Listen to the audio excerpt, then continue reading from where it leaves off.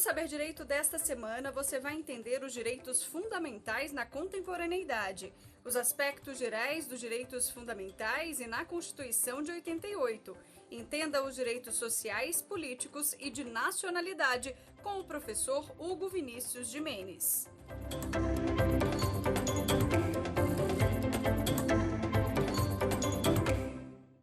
Caríssimos, vamos para mais um encontro do nosso Saber Direito sobre direitos fundamentais na contemporaneidade. E neste encontro, na aula de hoje, nós vamos falar sobre os direitos fundamentais na Constituição de 88. Eu vou entrar no seu domicílio, na sua casa, com as permissões legais, é lógico, e vou pedir licença para hoje fazer uso da nossa Constituição escrita, a nossa Bíblia do civismo, da cidadania, né? Nossa Bíblia da cidadania, que é a Constituição 88. Normalmente, na sala de aula, eu sempre recomendo aos alunos, hoje se pode utilizar a rede social, mas ainda a nossa boa e velha Constituição impressa, eu vou pedir licença para utilizá-la, porque nós vamos hoje falar sobre o artigo 5º da Constituição, e é importante que saibamos manusear nosso instrumento de trabalho com o artigo 5º da Constituição, que é tão rico, né? E nós vamos, então, falar hoje sobre ele, sobre vários temas atinentes ao artigo 5º, sobre os direitos atinentes à liberdade, à igualdade, ao direito à vida, sobre as prescrições legais que o artigo 5º traz, e vamos debater, então, temas importantíssimos que estão esculpidos, sem esquecer os remédios constitucionais que estão lá no artigo 5º. Então, vamos iniciar falando sobre os direitos fundamentais na Constituição de 88, sobretudo com essa ênfase, com esse foco no artigo 5º da Constituição. Iniciando, então, uma reflexão. Muitas vezes me perguntam, não é, professor, o artigo 5º trata de qual dimensão dos direitos fundamentais? Essa é a pergunta mais comum. Qual dimensão dos direitos fundamentais ou gerações o artigo 5º trata? Bem, meus caros e minhas caras, o artigo 5º não trata exatamente de uma dimensão ou de uma geração específica dos direitos fundamentais. Da primeira, da segunda, ele traz uma pleiade, né, de prescrições. E outra pergunta também importante sobre os direitos fundamentais é se apenas o artigo 5º traria a consagração dos direitos fundamentais na nossa Constituição. E eu posso dizer tranquilamente e responder a vocês que não. Os direitos fundamentais não estão esculpidos na Constituição de 88 apenas no artigo 5º. Não apenas. Digamos que, fazendo uma comparação com a química que nós estudamos no nosso estudo secundário, né, no ensino fundamental, sabemos que existe o orbital, né, onde você pode encontrar o elétron. Digamos que o artigo 5º é o orbital dos direitos fundamentais, mas na Constituição de 88 não apenas eles residem ou são encontrados no artigo 5º. Os direitos fundamentais podem e devem ser encontrados na Constituição de forma esparsa, né, de forma difusa, espalhada na Constituição. Então, nós vamos encontrar no artigo 5º, vamos encontrar no artigo 6º, os direitos sociais, 7º, 8º, lá pelos 200, o 96, nós vamos encontrar vários direitos fundamentais, digamos, epigrafados por vários dispositivos da nossa Constituição, não apenas no artigo 5º da Constituição.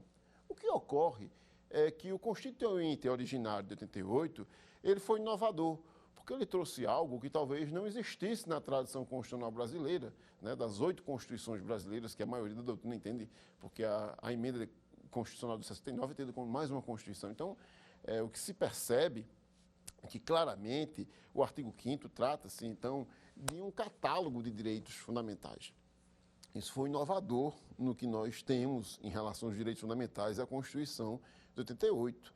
A Constituição de 88, ela trata, então, ela enseja o artigo 5º como sendo um catálogo de direitos fundamentais. Então, nós temos, então, um catálogo com o artigo 5º. E a prescrição dos direitos fundamentais no artigo 5º não se atrelam, ou não se atrela, melhor dizendo, a apenas uma espécie ou uma geração dos direitos fundamentais, mas diversas espécies ou gerações. É preciso que nós entendamos isso de forma muito clara, raciocinemos isso com muita clareza, né, com muita tranquilidade.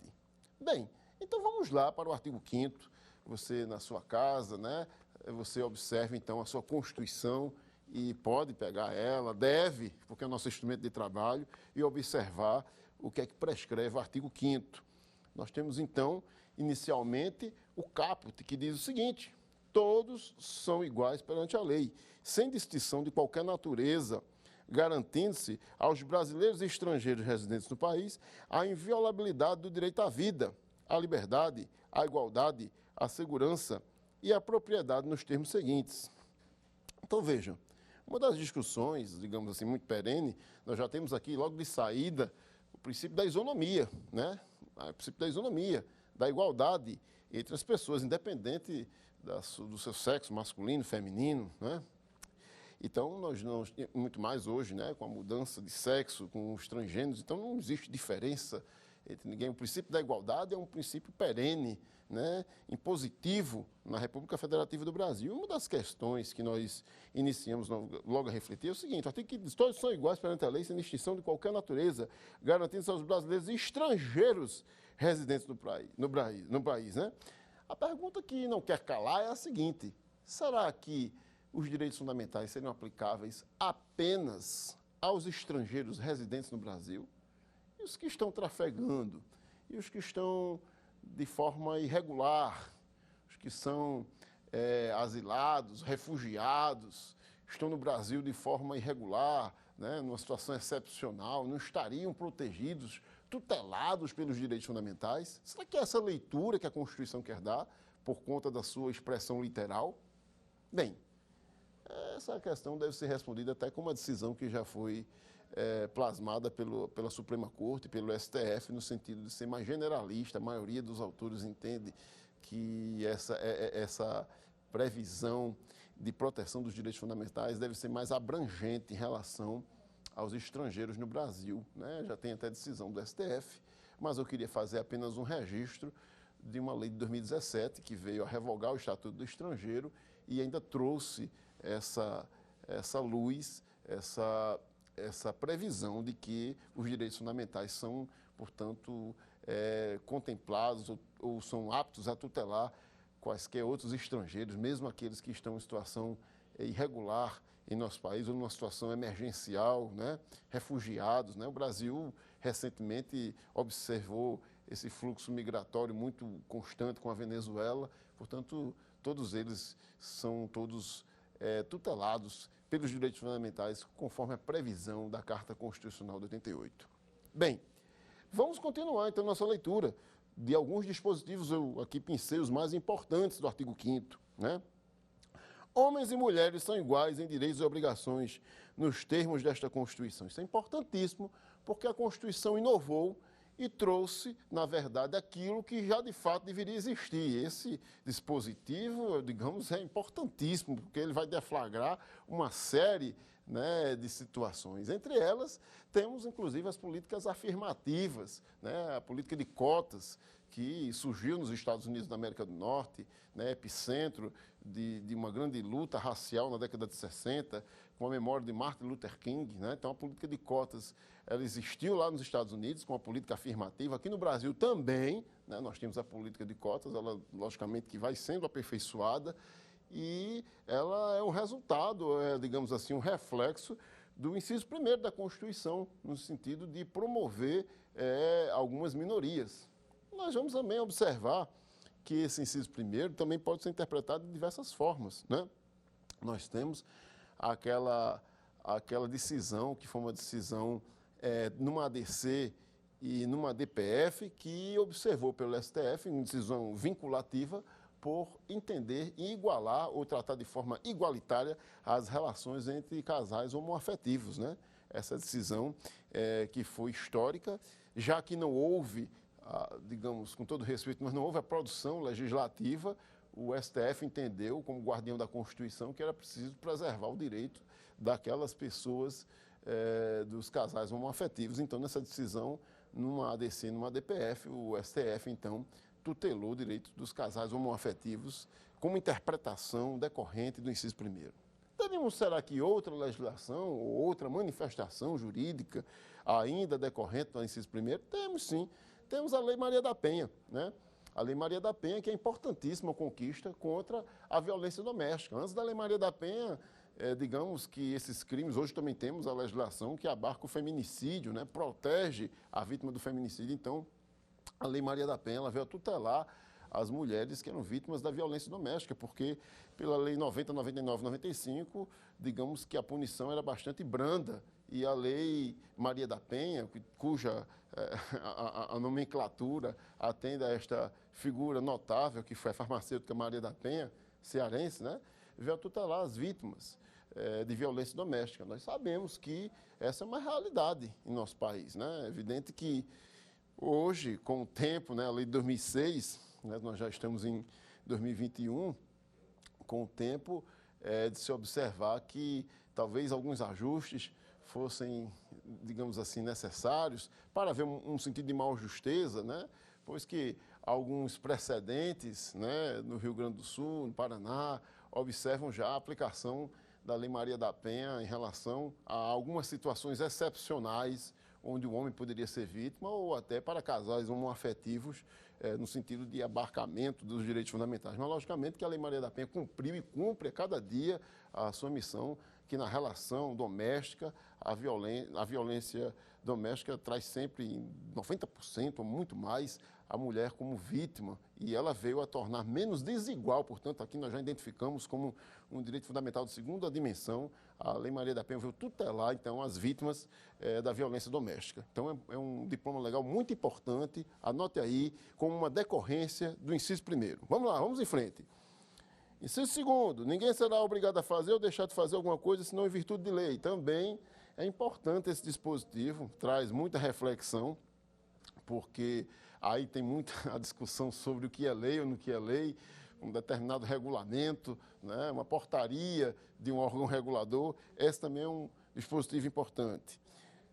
Vamos para mais, vamos para o quarto. O quarto fala sobre o pensamento, a liberdade de manifestação do pensamento, sendo vedado o anonimato. Aqui, anonimato. Fala-se aqui na liberdade de expressão, não é tão importante, manifestação, primeira geração dos direitos fundamentais. Olha como a gente não vai decorar, a gente vai raciocinar, né? Então, nós temos aqui a primeira dimensão, a liberdade de manifestação, evidente, com todas as contendas, mas que um dos temas que me é muito caro é sobre a colisão de direitos fundamentais, né? Sempre é um tema que os professores de direito constitucional gostam, sobre falar sobre colisão. Até onde vai a liberdade de expressão, né? Até onde a liberdade de expressão fere alguém, né, o sentimento de alguém. Então, isso é muito importante fazer essa reflexão, porque esses limites dessas colisões são sempre limites ponderados, então é muito importante que nós consideremos isso. Vamos seguir adiante, Inciso quarto. Inciso quinto, melhor dizendo, é assegurado o direito de resposta proporcional ao agravo, além da indenização por dano material, moral ou à imagem. E aqui eu faço uma observação para que vocês anotem em casa. O inciso 5º deve ser atrelado com o inciso 10, né, que fala: são invioláveis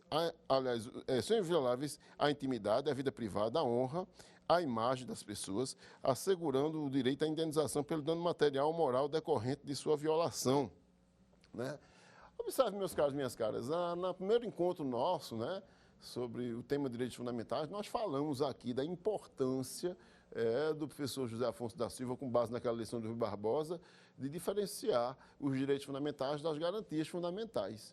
E aí vocês observem claramente, esse é um dos exemplos que ele traz no manual dele, que aqui o inciso 5º traz um direito fundamental e o inciso 10 traz uma garantia, né? A forma de assegurar o exercício. Foi muito importante esse dispositivo aqui, viu? Porque, na verdade, aqui trouxe aquilo que nós chamamos, né, ou conhecemos na órbita do direito constitucional como uma constitucionalização de direitos, né?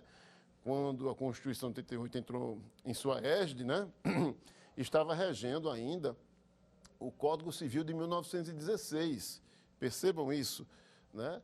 E ela trouxe inovações no direito civil, inclusive falamos sobre o direito de igualdade, que o Código Civil de 16 ainda fazia distinção entre homens e mulheres. Isso só foi, digamos, mitigado com o Estatuto da Mulher Casada em 62, mas mesmo assim foi algo em 77, com a emenda constitucional, isso foi uma conquista, né? E a Constituição pôs uma pá de cal nisso tudinho, mas aqui ela traz o instituto do dano moral, do dano material que já existia no Código Civil e o do dano moral, essa resignação contra qualquer violação à imagem, né? O direito à imagem também, que hoje também é um direito tão precioso, né? Principalmente, só um exemplo para que vocês possam assim, observar em casa, o direito à imagem, que é um dos direitos que recebe mensalmente o jogador de futebol, né? O direito à imagem. Então, tudo isso aqui, esses dois incisos, o 5º e o 10º, devem ser conjugados no estudo em casa. Observe mais uma coisa. Ainda sobre o inciso 5 e o 10, também o surgimento da lei Carolina Dickmann, né, sobre a questão de invasões a algumas publicações, né, aquilo que atinge a moral de cada um. Então é importante, todos são decorrências desses dispositivos, né, são, na verdade, forma de concretizar esses direitos fundamentais. Portanto, conjuguem o inciso 5º com 10. Vamos seguir adiante. Inciso 6º, importantíssimo. É inviolável a liberdade de consciência e de crença, sendo assegurado o livre exercício dos cultos religiosos e garantida na forma da lei a proteção aos locais de culto e suas liturgias. Vejam, meus caros, esse é um tema que me é muito caro. É o tema sobre a questão de Deus e a Constituição. Inclusive, esse tema já foi objeto, digamos, de vários tratados, de vários trabalhos acadêmicos, né? Dissertação de mestrado, tese de doutorado, né? Deus e a Constituição. O Brasil optou por um modelo, que é o modelo do Estado laico, desde 1891. Mas nós temos um modelo próprio do Estado laico, por isso que eu reforcei no início da aula, embora alguns autores falem que o preâmbulo da Constituição diga que, né, que ele não tem valor normativo, mas tem uma expressão, sim, normativa, porque a Constituição é uma carta de direitos. É preciso interpretar a Constituição como uma carta de direitos. Então, observem que o Brasil, no seu preâmbulo, fala lá que nós, né, membros da Assembleia Constituinte, sob as bênçãos de Deus, né, redigimos a Constituição brasileira. Vejam, o Brasil não deixa de ser um Estado laico, né, mas existe um aspecto muito importante na nossa Carta Constitucional, que é o aspecto cultural. O Brasil é, sim, um país com um ímpeto, com uma vocação espiritualista, religiosa, né? Um país tradicionalmente católico, inclusive já foi um país com a religião oficial católica, né? E o Brasil, além disso tudo, ele não é mais um Estado confessional, ele já foi Estado católico, ele tem os protestantes, né, os evangélicos de todas as designações, espíritas, kardecistas, umbandistas, budistas e principalmente também aqueles que não têm religião, né, ou que não têm nenhuma religião. O Brasil é de todos. E aí faz um atrelamento, uma costura com a ideia de pluralismo, que também está no preâmbulo, e com pluralismo político, que pode ser interpretado, pode ser trazida essa ideia do inciso 5º do artigo 1º. Portanto, é uma interpretação que nós temos do Brasil, um Estado laico, que essa ideia de Estado laico é a ideia de que o Estado não pode promover ou não pode causar nenhuma distinção entre as religiões no Brasil. O Brasil tem que ser isento. Desde 1891, ele é um Estado laico. Qual seria outro modelo de Estado? Seria o Estado confessional, né? É o caso da Argentina, da Itália, do próprio Vaticano, do Reino Unido, que possuem religião oficial. O Brasil, em 1824, na sua Constituição, dizia que o Brasil era católico, mas eram preservados o culto doméstico. Ou seja, o que era o culto doméstico? Que deveria acontecer dentro da seara doméstica, né? O Brasil era, sim, um Estado confessional. O Estado ateu é aquele que não admite religião, não é? E o Estado teocrático é aquele onde a autoridade religiosa também é a autoridade civil, né? A autoridade estatal. Então, aqui, o inciso 6 fala que há uma preservação da liberdade de consciência, de crença, assegurado o livre exercício dos cultos religiosos. Há, inclusive, uma diferença entre liberdade religiosa e liberdade de culto. O ministro Alexandre de Moraes, em seu manual, faz uma distinção sobre isso, e, curiosamente, também na sua atuação no STF, ele também foi decisivo, mesmo quando as escolas públicas, naquela discussão sobre escola pública e o ensino religioso, porque aí cada pai vai optar pelo ensino religioso do seu filho. Isso é um tema interessantíssimo e que está dentro dessa percepção. Vamos seguir. Já sabemos que o Brasil é um Estado laico, nessa percepção. Então, o inciso 7 diz o seguinte: é assegurado nos termos da lei a prestação da assistência religiosa nas entidades civis e militares de internação coletiva. Ou seja, é o seguinte, o Brasil, embora seja um Estado laico, ele preserva também a possibilidade de que algumas designações religiosas possam prestar sua assistência, tanto nos presídios, nos hospitais, né, de forma igualitária, sem haver uma proeminência de uma religião e outra. Isso está dentro dessa perspectiva plural e dentro do Estado laico, que o Brasil preserva. Inciso 8º, é bem interessante. Ninguém será privado de direitos por motivo de crença religiosa ou de convicção filosófica ou política, salvo se invocar para eximir-se de obrigação legal a todos impostos e recusar-se a cumprir prestação alternativa fixada em lei. Bem, meus caros e minhas caras, acabamos de falar do modelo de Estado laico brasileiro, dessa percepção plural que o Brasil tem em relação às religiões, inclusive daqueles que não possuem religião. E aí, algumas religiões, né, sobretudo de tradição cristã ou judaico-cristã, né, são religiões que alguns são sabadistas, guardam sábado. E a realidade é que, embora o nosso Estado seja laico, ele sempre tem a obrigação de preservar essa identidade, de modo a não causar nenhum prejuízo a essas pessoas, né? Eu mesmo, na minha atividade de professor, muitas vezes nós temos alguns alunos que têm essa possibilidade, desde que não haja nenhuma escusa a uma obrigação legal. E as próprias provas do Enem têm observado essa situação para que proteger os sabadistas. Então, digamos que, na prática, há uma adequação a essa situação de sempre observar a liberdade confessional de cada um deles, né? E tem outros temas interessantes, como eu disse a vocês aqui, sobre a colisão de direitos fundamentais. Esse é um tema interessantíssimo, né? Porque até onde vai, poderíamos mencionar situações que já existiram em alguns precedentes, até onde vai a minha liberdade religiosa? Será que, de acordo com a minha liberdade religiosa, a minha religião diz que não admite a transfusão de sangue, então não admite, o que mais vale, o direito à vida ou a minha liberdade religiosa? Logicamente que nesse caso, é um caso que sempre se indaga em sala de aula, nós temos então uma colisão de direitos fundamentais. Esse é um tema interessantíssimo, importantíssimo, né? Alguns princípios interpretativos, né? Princípios hermenêuticos são sempre invocados nessa colisão de direitos fundamentais. Temos a proporcionalidade, a razoabilidade, né? Que são princípios que outrora o STF já interpretou como sinônimos, né?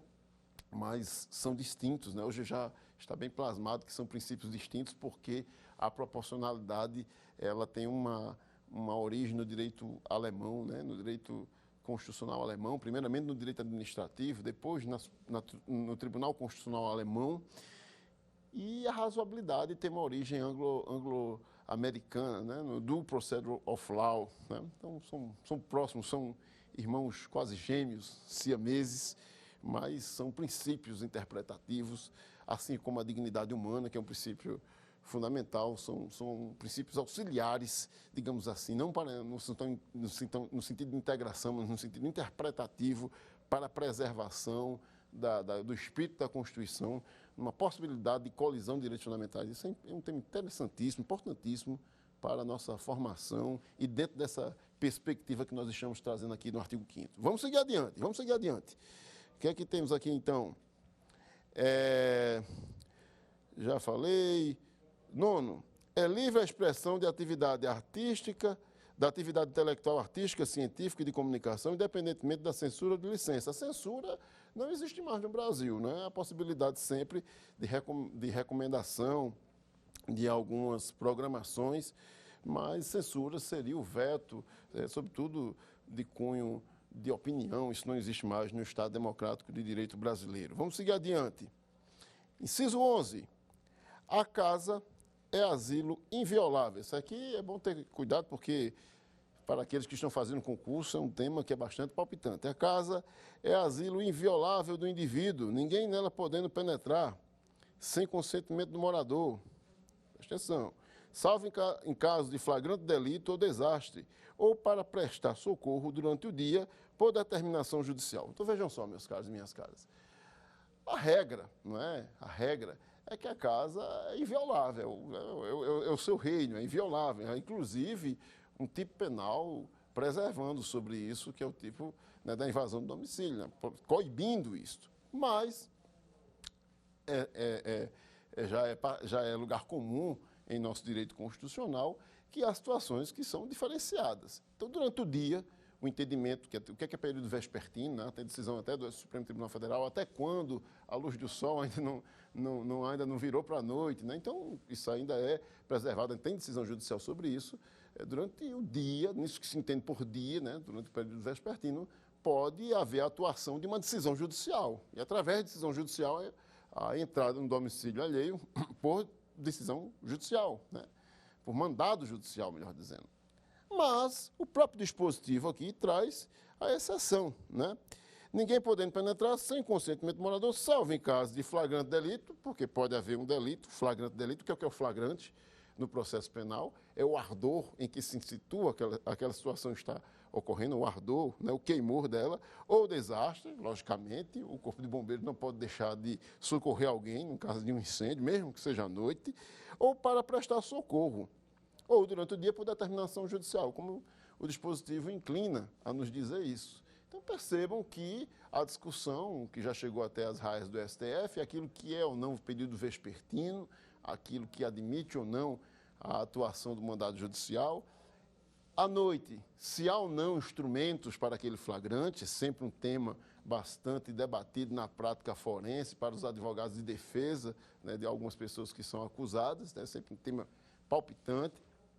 E, nesse sentido, também se tem que esse debate, a gente às vezes afere, nós aferimos, melhor dizendo, algumas operações policiais que têm um crivo de decisão judicial sempre ocorrem quando raia a luz do dia. Se vocês observarem na imprensa, sempre quando raiou a luz do dia, às vezes aquela pessoa que é apreendida, seja por uma decisão de uma prisão temporária, ou por busca e apreensão, sempre, às vezes, ocorre no começo do dia, né? Sempre a mídia mostra isso. Vamos seguir adiante, então. Vamos para o próximo dispositivo. Inciso 12.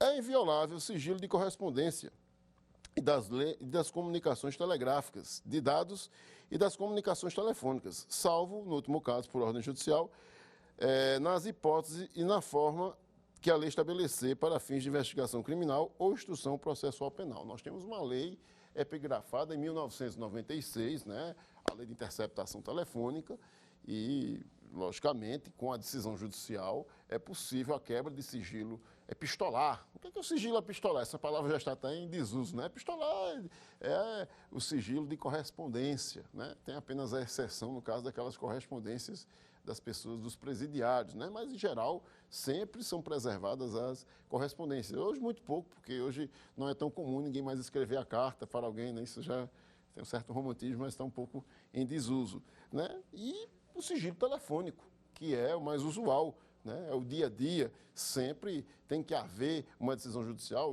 o magistrado, inclusive, presta sempre contas dessas quebras de sigilo, né? Que é uma responsabilidade, porque é uma garantia constitucional, não pode quebrar. Então, sempre a quebra de sigilo tem que ser fundamentada, o magistrado tem um diploma legal regulando isso, ele tem que dar sempre ciência ao Ministério Público e dentro daquilo que vive no ambiente forense, nas varas criminais, sobretudo, é preciso que se preserve essas garantias constitucionais da inviolabilidade também dos contatos telefônicos, né? No caso de ligações telefônicas. E aí nós questionaríamos, inclusive, aquilo que alguns chamam de dados telemáticos, né? Hoje nós já estamos em outra era, né? Era mais analógica, mais digital. Nós temos Facebook, Instagram, né? WhatsApp, né? Então, hoje se entende que a decisão judicial, com base nesse mesmo estribo aqui, né, do inciso 12, pode quebrar os dados telemáticos, sim. Pode sim quebrar os dados de Facebook, de Instagram, de WhatsApp, dentro dessa mesma perspectiva, ainda utilizando aquele diploma legal lá do ano de 1996. Vamos seguir adiante. Vamos para o inciso 13.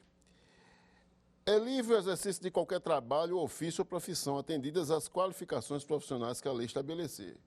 Aqui nós vamos fazer remissão a um tema que vai fugir um pouquinho do artigo 5º, mas é importante no direito constitucional, que é, aqui no caso do inciso 13, é da Lei Constitucional de Aplicabilidade Contida, aquela que remete a sua aplicação a uma lei infraconstitucional em vigor. Nós temos, inclusive, o exemplo do Estatuto da Advocacia, né? Então, portanto, para ser advogado no Brasil, é preciso que seja bacharel em Direito e seja aprovado no teste da OAB, né? Como se fosse um atendimento, né? Uma atenção, melhor dizendo, ao inciso 13 do artigo 5º da Constituição.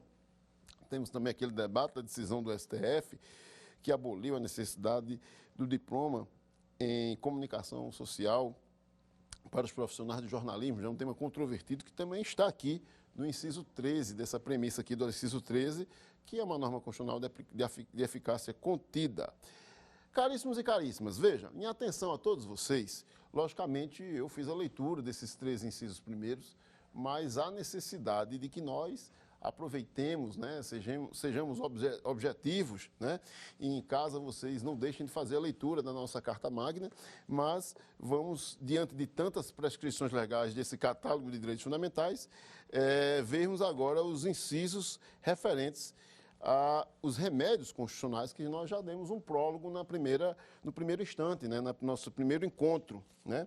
Então vamos lá para o mandado de segurança, né? Vamos fazer a leitura do que prevê a Constituição e falarmos sobre o mandado de segurança e sobre o habeas corpus, né? Falando sobre o habeas corpus, o que é que diz o inciso 73 sobre o habeas corpus? Conceder-se-á habeas corpus sempre que alguém sofrer ou se achar ameaçado de sofrer violência ou coação em sua liberdade de locomoção, por ilegalidade ou por abuso de poder.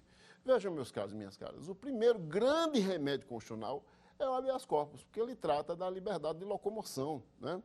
A liberdade de locomoção é a primeira grande liberdade, né, que nós temos, e já há um precedente muito antigo do habeas corpus na Carta de João Sem Terra, 1215, a Carta Inglesa, é uma constituição costumeira, né? Não é uma constituição escrita. E nós temos, além disso, o Habeas Corpus Act, né? O Bill of Rights, de 1689, são alguns documentos, né, principalmente no direito inglês, que dão essa epígrafe ao habeas corpus. E o habeas corpus no Brasil, durante um período de exceção, ficou muito patente como uma ação, né, de cunho constitucional, desde a Constituição de 1891, embora existisse também no Código Criminal, na época do Império, mas o habeas corpus ele foi muito importante durante o período de exceção, logicamente que hoje não mais, o Brasil hoje tem o habeas corpus como um remédio heróico, mas um remédio heróico que vai, digamos, proteger a liberdade e proteger essa liberdade no sentido de um recurso, né, na esfera criminal. Então, hoje nós temos mais o habeas corpus, segundo o Código de Processo Penal, mais numa esfera de recurso criminal propriamente dito, do que propriamente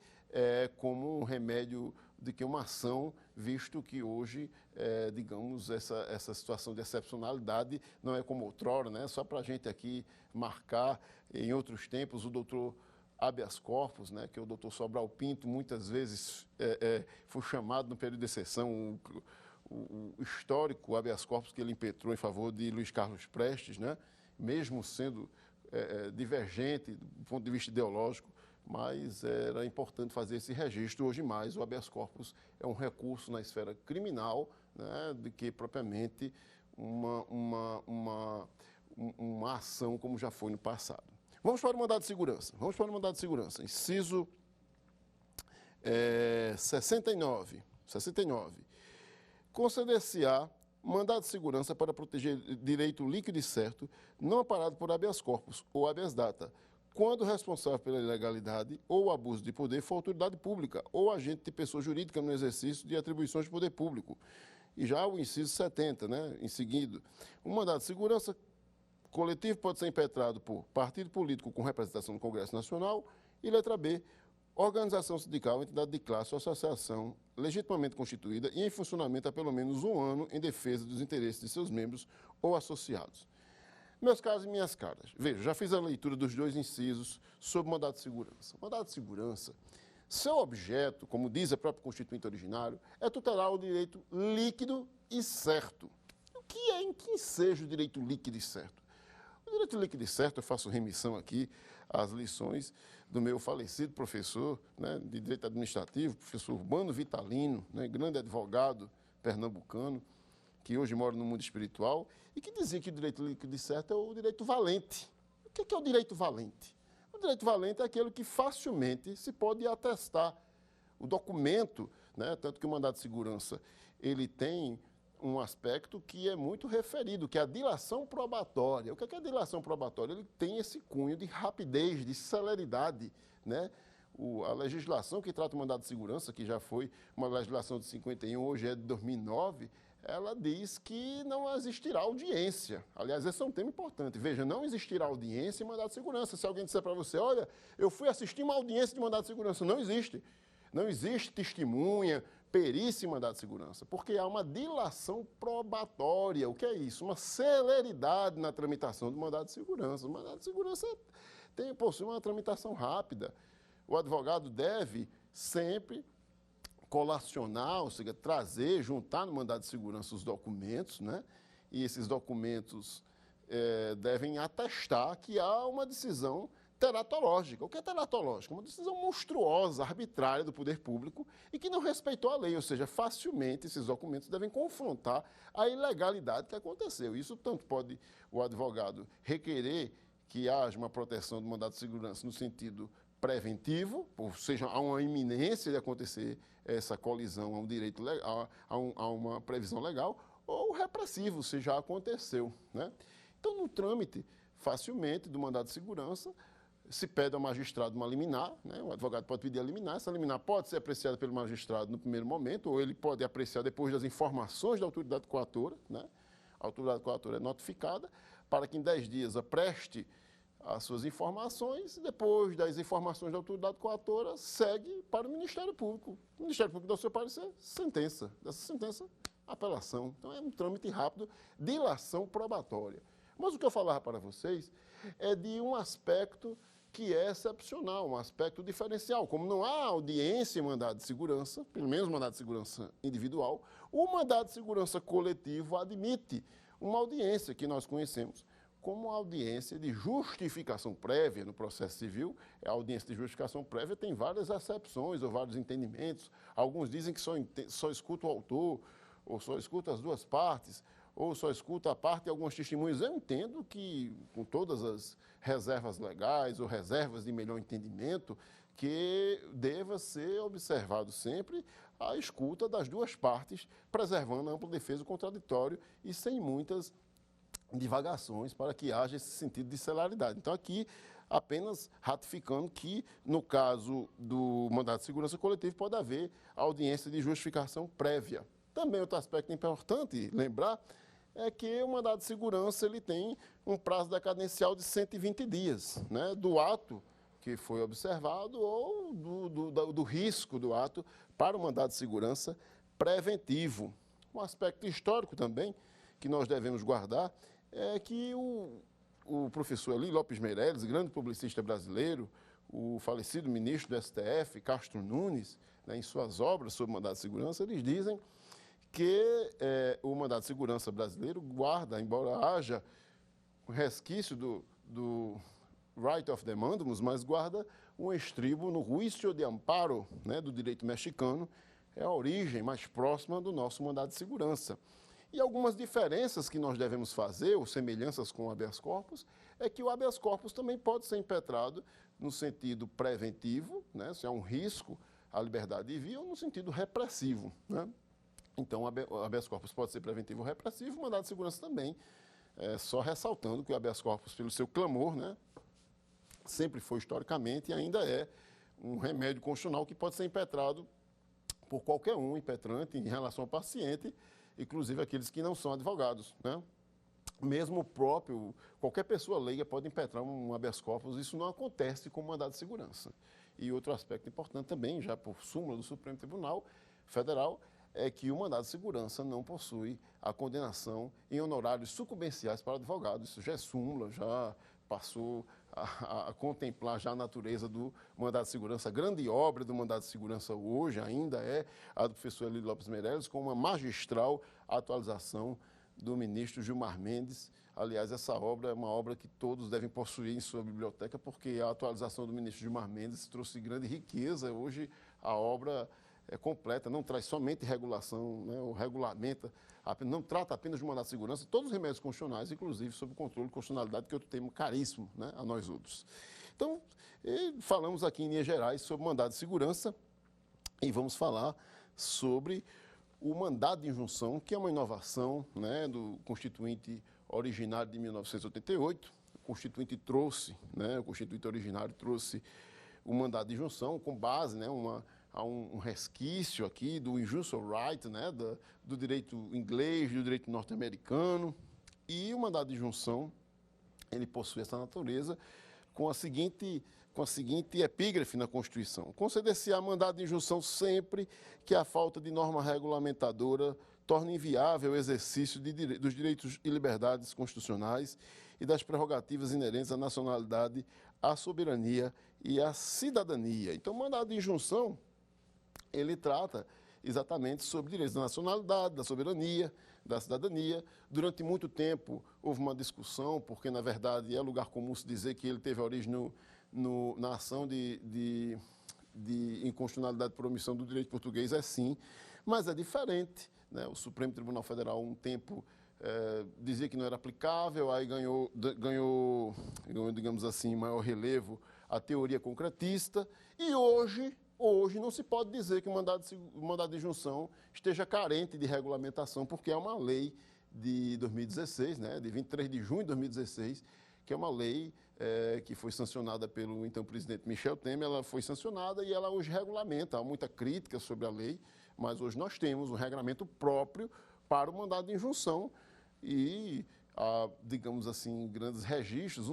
Sempre a competência do mandado de injunção, dependendo de quem seja o legislador contemplado, a competência dele pode ser mandado de injunção sempre impetrado, ou junto ao STJ, o Superior Tribunal de Justiça, ou lugar comum, a maioria das vezes, junto ao STF, né? Um dos mandados de injunção, digamos, de maior relevo, né, ultimamente, foi um mandado de injunção impetrado pelo Sindicato dos Servidores Públicos do município de João Pessoa, pedindo, então, a aplicação para a greve, aquela prescrição da greve do servidor público, né, que está no artigo 37, inciso 7º da Constituição.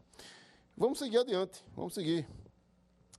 Temos no inciso 72 o seguinte: conceder-se-á habeas data, letra A, para assegurar o conhecimento de informações relativas à pessoa do impetrante, constantes de registros ou banco de dados de entidades governamentais ou de caráter público. Letra B, para retificação de dados, quando não se prefira fazê-los por processo sigiloso, judicial ou administrativo. Eu falava para vocês, né, no começo da nossa aula de hoje, que o habeas data, digamos, ele foi implementado na Constituição de 88, né? A Constituição de 88 surge depois de um período de exceção.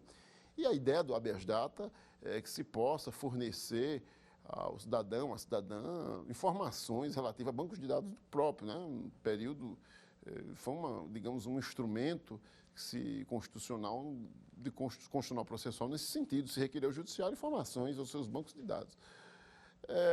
Particularmente, eu já observei isso, inclusive, pós-Constituição, lógico, para servidores, na prática, na nossa prática jurídica, para servidores públicos que necessitam do mandado do habeas data nesse sentido, né? Só para nós terminarmos, vamos falar sobre ação popular, que é mais uma desses remédios, que a ação popular, como eu dizia já na outra aula, ela procura tutelar um governo honesto, a moralidade administrativa, e pode ser impetrada por qualquer pessoa do povo, desde que demonstre que é eleitor, que é cidadão. Ainda temos nesse rol aí o direito de petição, certidões de óbito, de nascimento e a ação civil pública, que protege o direito difuso. Mas aí, então, encerrando esse segundo bloco, esse segundo encontro nosso sobre direitos fundamentais, vamos para o nosso quiz, né? Vamos às perguntas para aferir o que foi explanado na aula de hoje. Vamos lá? Considerando o artigo 5º da CF como um catálogo, né, da CF, um catálogo de direitos fundamentais, pondere como verdadeiro. Aqui se pede a alternativa verdadeira. Letra A. A liberdade de consciência é menos estendida que a liberdade religiosa ou de crença. Meus caros e minhas caras, vamos ter cuidado com essa questão, que ela é bem capciosa, né? Na verdade, a liberdade de consciência é uma liberdade muito plena, né? É uma liberdade bem abrangente. E quanto já falamos até aqui, aquela questão que o ministro Alexandre de Moraes, no seu manual, fala, a liberdade de culto é diferente da liberdade religiosa, que é mais abrangente. Veja, a liberdade religiosa é mais abrangente que a de culto. E a de consciência é mais abrangente ainda que a religiosa. Então, ele diz aqui que a liberdade de consciência é menos estendida, menos abrangente, né? Então, cuidado, porque há mais uma cara de falso do que de verdadeiro, né? Tem muito cuidado. Vamos para a letra B. A liberdade de associação admite dissolução compulsória, havendo decisão judicial de primeira instância, ainda que não transitada em julgado. Veja, se vocês forem para a leitura da Constituição, vocês vão observar que a liberdade de associação, ela, na verdade, ela diz lá na Constituição de que só pode existir um crivo, ela com uma decisão de última instância, transitado em julgado. E aqui, claramente, fala numa decisão de primeira instância, que não transitou em julgado. Então, cuidado, é importante no nosso estudo fazer a leitura da doutrina, mas a leitura da Constituição, como se vocês fazer o tete-a-tete com a leitura da Constituição. Então, aqui também está falso. Segunda alternativa é falsa. E aqui se pede a verdadeira. Letra C. Os estrangeiros não residentes no Brasil não podem valer-se das mesmas liberdades concedidas a residentes. É verdadeiro isso? Não é verdadeiro. Por que não é verdadeiro? Porque nós falamos aqui, inclusive, do caráter mais abrangente. O STF já decidiu sobre isso. Há uma lei de 2017. Então, não é verdadeira, é falsa. Letra D. As ações afirmativas são aquelas vinculadas à ideia de direito, à igualdade e visam promover a equiparação de segmentos menos favorecidos da sociedade. É exemplo da política de cotas. Está verdadeiro isso? Verdadeiro, sim. Exatamente. As ações afirmativas aconteciam nos Estados Unidos, hoje como que fosse um atrelamento ao artigo 1º, né, ao artigo 5º, inciso caput e inciso 1º, principalmente inciso 1º da CF 88. Então, a alternativa correta é a letra D. Vamos para o segundo quiz. No relativo aos direitos fundamentais e algumas restrições previstas na Constituição 88, é falso afirmar, aqui se pede a alternativa falsa, que a casa é inviolável, ninguém podendo penetrar à noite, exceto por flagrante delito ou desastre em caso de prestar socorro.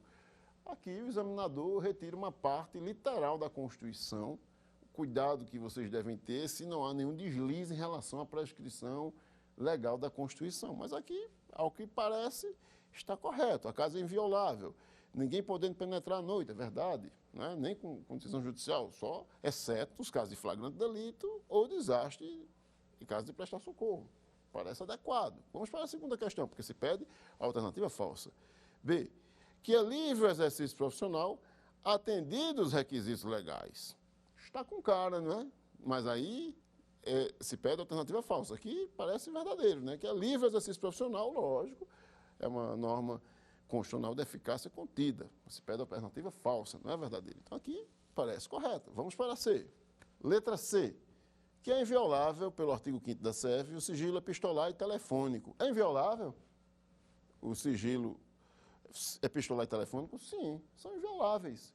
Inclusive, já falamos aqui, até dos dados telemáticos, né? Exceto aquela situação da quebra do sigilo epistolar e telefônico pela lei, pelo diploma legal próprio de 96, né? Que vai permitir a interceptação telefônica através de decisão judicial. Então, a questão parece adequada, né? Parece adequada, mas se pede a alternativa falsa. Letra D, que o mandado de injunção não pode ser utilizado por falta de regulamentação própria. Está correto isso? Está falso. Falamos aqui que há uma lei, inclusive, do ano 2016, sancionada pelo então presidente Michel Temer. Essa lei fala exatamente e trata da regulamentação do mandado de injunção. Então, a alternativa pedida, a alternativa adequada seria a letra D, né? Aqui, de acordo com o enunciado, que se pede a alternativa falsa. Vamos para mais um quiz. No que concerne aos remédios constitucionais, é correto afirmar, remédios constitucionais, que falamos aqui na nossa aula.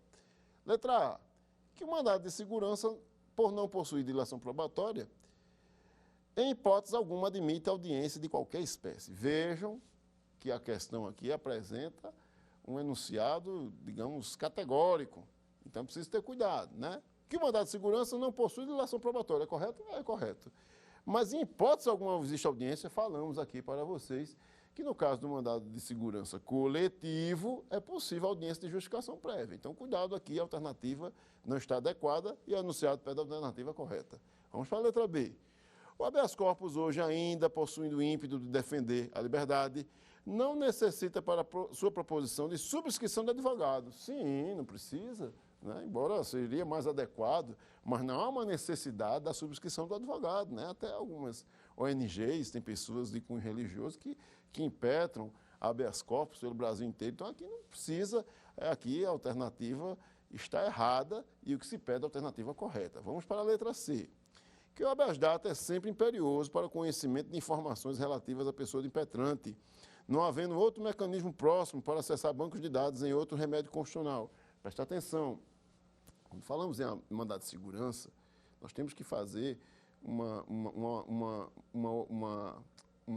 observação em relação a isso aqui, porque a Lei de Mandado de Segurança, de 2009, ela diz, então, que há uma possibilidade do impetrante requerer ao magistrado que ele acesse e traga informações aos autos para o impetrante do mandado de segurança.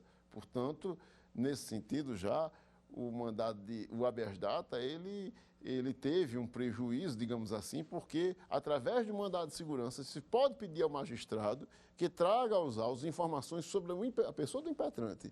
E aí, portanto, é preciso ter cuidado. Essa questão que diz que o habeas data é sempre imperioso para o conhecimento de informações relativas à pessoa do impetrante, ela deve ter cuidado, né? Vamos ter cuidado, porque há essa previsão na Lei de Mandado de Segurança. Isso aqui é uma pegadinha, cuidado.